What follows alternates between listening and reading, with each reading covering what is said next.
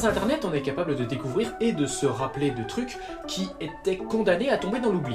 Grâce à Internet, on peut glorifier des choses qu'ils méritent. Ou pas d'ailleurs. Mais ce système qui vous a apporté certaines de vos stars préférées ne fonctionne pas toujours et certaines œuvres finissent malgré tout par tomber dans l'oubli. Le film dont on va parler aujourd'hui en fait partie. Vous voyez, nous, pauvres mortels, connaissons la société Walt Disney pour ses dessins animés produits après 1939 et les films sortis après l'an 2000. Cela dit, Walt Disney produisait des films déjà bien avant ça, et de cela, très peu ont bercé au box-office. D'ailleurs, pour que ces films soient pris ne serait-ce qu'un tantinet au sérieux, Disney a été obligé de créer une société parallèle, Touchstone, et derrière ce nom se cachent de très bons films comme Le Cercle des Poètes Disparus ou Qui veut la peau de Roger Rabbit. Pour ne citer que. Mais les films Walt Disney des années 70-80, c'est un territoire où même les hipsters ne s'aventurent plus. Et c'est bien dommage parce que quand on voit le titre de certains de ces films, on présage d'avance un bon moment devant sa télé. C'est le cas du film d'aujourd'hui, réalisé en 1979, Un cosmonaute chez le roi Arthur. C'est parti! Le film commence dans les bureaux de la NASA où on nous explique le prémisse du film. Les États-Unis vont explorer des planètes lointaines en utilisant une navette Stardust qui va plus vite que la lumière. Et bien sûr, la question que vous vous posez tous... Mais de telle vitesse risque-t-elle de provoquer un processus de temps à l'envers? Enfin, je me comprends. Ce vol, certes, permettra de tester la théorie de la relativité d'Einstein. Ils ont tellement pas peur de perdre un investissement de plusieurs millions de dollars dans une faille temporelle qu'ils ont même pas pris la peine de vérifier si la théorie de la relativité était vraie. C'est un peu comme si la NASA décidait un jour de collaborer avec une entreprise tierce pour se rendre compte au dernier moment qu'elle n'utilise pas le système international d'unité. Bon, c'était en 99 et la sonde a coûté 125 millions de dollars. Mais bon, dans ce cas précis, il n'y avait personne dans le module. Là, dans le film, on parle quand même d'envoyer 2 pelés dans l'espace. Bien sûr, dès que ce détail est mentionné, le banquier en chef se retire du projet à moins que notre héros crée un androïde à son image. Ce qu'il fait, bien sûr, en 1 minute 30, le temps du générique. Mec, tu es la fierté de la science. Je te remets la médaille du meilleur ingénieur du monde. En fait, l'androïde est tellement proche d'un humain normal qu'une fois dans la navette, il prend peur et refuse de partir. J'ai peur de ne pas revenir, je ne pars pas. Mec, tu es la honte de la science. Je te remets la médaille du pire ingénieur du monde. Alors bien sûr, notre héros, qui s'appelle Tom, va essayer de raisonner sa création, mais une fois dans la navette, elle va se faire frapper par un éclair, ce qui déclenche la mise à feu, un peu comme dans cet autre film-là. Faites attention, qu'est-ce qu'on ferait si vous étiez frappé par un éclair?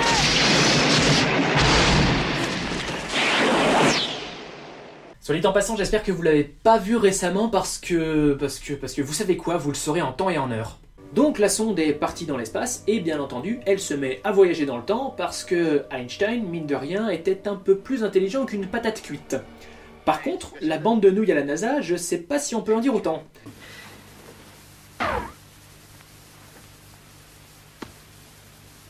La navette se pose donc en Angleterre pendant l'ère arthurienne et Tom est accueilli de manière un peu trop accueillante. Entrez gentil, dites-moi, où suis-je? Bodney-on-Trent, Langdale Walk, Bennington Green, Devonshire Cream, Cornwall, Angleterre, en l'an de grâce 508, monsieur. Le monstre. Et surtout, n'oubliez pas d'avoir peur.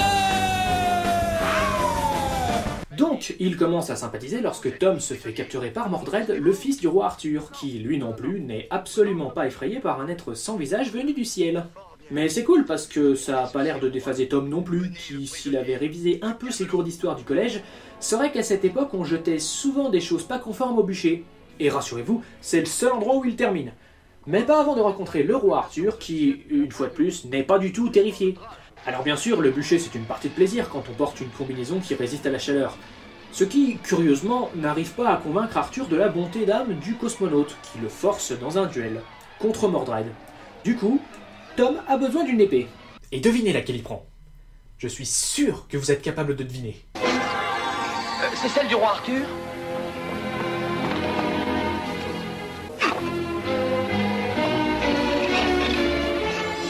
Parce que... pourquoi pas? Mais c'est pas le meilleur. Pour vaincre, il magnétise l'épée de Mordred, ce qui la transforme plus ou moins en un aimant. Il me reste à te découper découper en tranches. Parce que... pourquoi pas? Oh, soit dit en passant, personne n'a remarqué que Tom avait pris Excalibur. Cette victoire attendrit le roi Arthur, qui ouvre le dialogue avec Tom, mais le jette quand même en plein milieu d'un tournoi contre Mordred le lendemain. Ce qui se passe beaucoup moins bien qu'on pourrait l'imaginer pour les deux camps.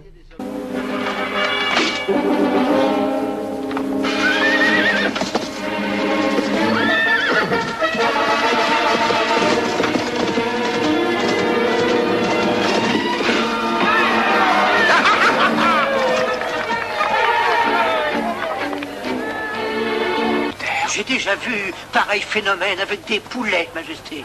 Au cas où vous vous poseriez la question, oui, le roi Arthur et sa cour ont sous leurs yeux un cavalier zombie sans tête venu de l'espace et du futur, et ils ne pissent toujours pas dans leur froc. Et surtout, n'oubliez pas d'avoir peur.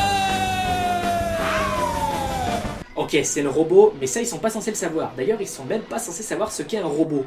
Il s'avère qu'en fait, le vrai Tom avait besoin de temps pour convaincre Arthur que Mordred est le méchant de ce film. Vous pouvez renaître comme la queue d'un lézard et changer de couleur comme un caméléon. Et surtout, n'oubliez pas d'avoir peur. Et ça fonctionne. Le roi Arthur vient de croire sur parole un cavalier zombie sans tête venu de l'espace et du futur qui peut renaître de ses cendres et changer son apparence à sa guise. Parce que... pourquoi pas? Mais toutes ces aventures attisent la convoitise de Merlin... Ouais, ça c'est Merlin l'Enchanteur. Il est tout aussi ridicule que le Merlin de Camelot, mais il a l'apparence en plus de Susan Boyle.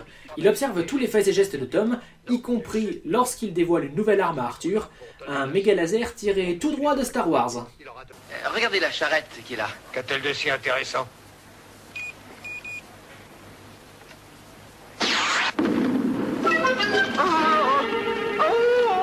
Parce que pourquoi... Ok, vous connaissez la routine maintenant. Mais il s'avère que Merlin est de mèche avec Mordred et il vole le laser.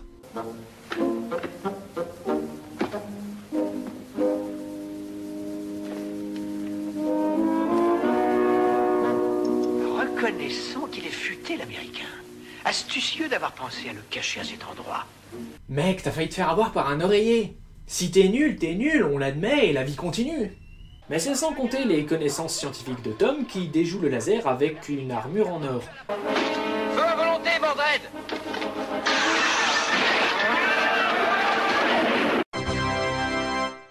Cela dit, il est capturé par une lance qui perce le pneu de son buggy.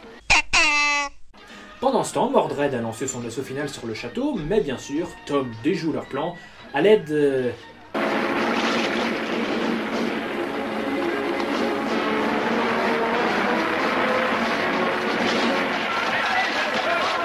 d'une serpillière, mais surtout de deux énormément qui étaient installés sur la capsule spatiale. Et c'est ainsi que Mordred est vaincu, de la même manière que tout à l'heure en mano à mano.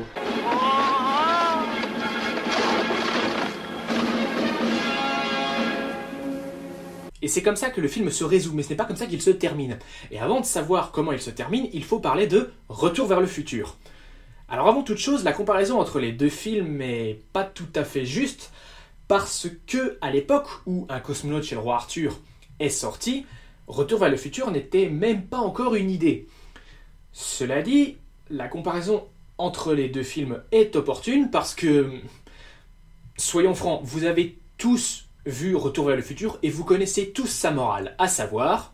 Je vous ai pas tout dit sur la fameuse nuit où nous avons fait cet enregistrement. Non, Marty, je ne veux pas savoir. Il ne faut jamais connaître son destin. Pas... Ce qui serait grave, c'est que tu me dévoiles mon avenir. Ça risquerait de mettre ma vie en danger, comme tu as mis en danger la tienne.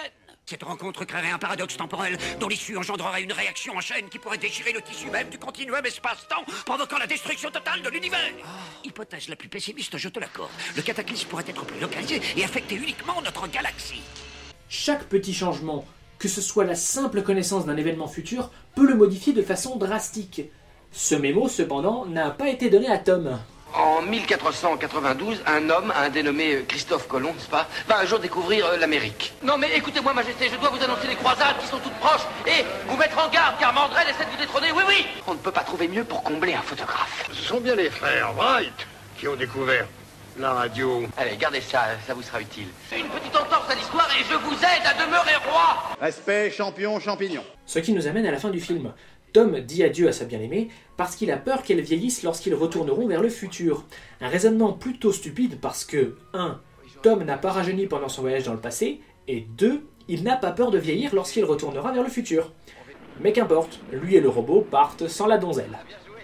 Et c'est là que le film devient intéressant parce que, dans cet ending, on voit les conséquences des graines que Tom a semées par-delà le passé, ce qui donne au film un message beaucoup plus lourd, mais beaucoup plus profond, sur les conséquences de nos actes et l'importance de la retenue dans des moments importants.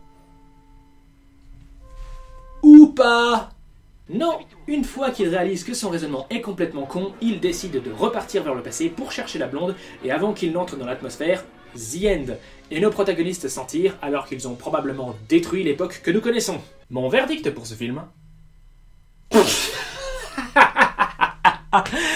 Putain, ça a chier! Mais qu'est-ce que c'est drôle!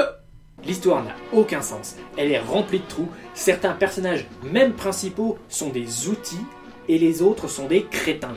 Bref, ce film peut aisément être classé dans la catégorie gros navet, à moins bien sûr qu'on considère ce film comme une mine d'or comique, ce qu'il est. Ce film est blindé de scènes plus what the fuck les unes que les autres. Il utilise à son avantage son prémisse si particulier. J'hésite à le mettre dans la catégorie des films si mauvais qu'ils en sont bons, mais en définitive je pense qu'il n'est pas assez mauvais pour en faire partie. C'est un bon gros nanar, très agréable à regarder, seul ou en famille, et c'est une perspective stupide, mais agréable sur le voyage dans le temps, qui n'est pas un sujet facile à aborder. Est-ce que ce film est un peu frustrant? Oui, tout à fait. Je veux dire, ça aurait été très intéressant de voir les conséquences des actions de Tom sur le film.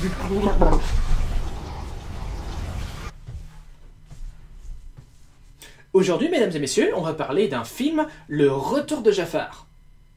Meilleur film de l'univers! Assurez-vous sur la vie, sur la mort. Attention, un virus en cache un autre. Trop de sport, c'est très mauvais pour le cœur. Salut tout le monde, ici Pirez, et si vous entendez ceci, c'est que vous êtes arrivé à la fin de mon 10e épisode. Et oui, le temps passe vite quand on s'amuse. Alors, si vous avez aimé cette vidéo, je vous invite à l'aimer, à la commenter, à la partager, à vous abonner. Et en attendant, je vous laisse avec une sélection de mes dernières vidéos et on se revoit très vite. A plus! Les chiens s'enfilent par tous les trous. Et les singes nous regardent du haut de leurs arbres en pensant qu'ils auraient pu être nous-mêmes.